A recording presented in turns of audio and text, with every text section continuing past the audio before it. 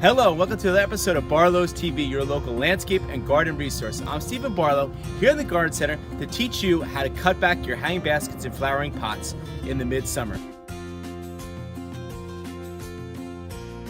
So it's now after July 4th, and it's time for us to prune our hanging baskets and cut them back.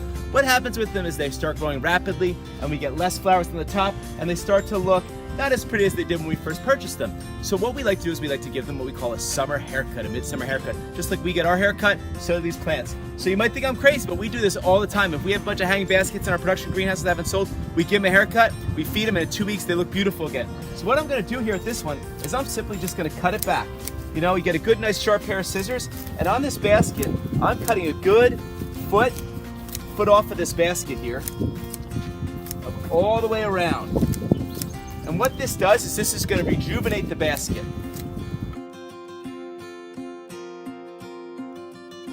And you might even want to cut a little bit off of the top, some of those spots that don't look as nice. So you're going to cut them all back.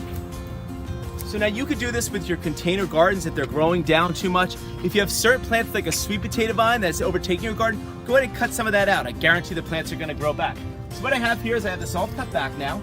So what I really want you guys to do, it's so important to make sure you fertilize them now, because now you want to get the nutrients back into that plant, and then it'll start to push out new growth. So here we have our Peters.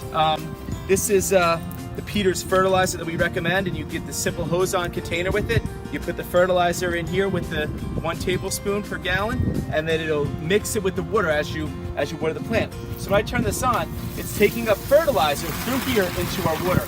And I'm going to soak this basket right now to make sure it gets a lot of fertilizer. And you'll notice I'm soaking it till water comes out the bottom of the basket. And that's really, really important. Same with your containers or your hanging baskets, is to really soak them really, really well. So let's see here. It should be coming out any second now.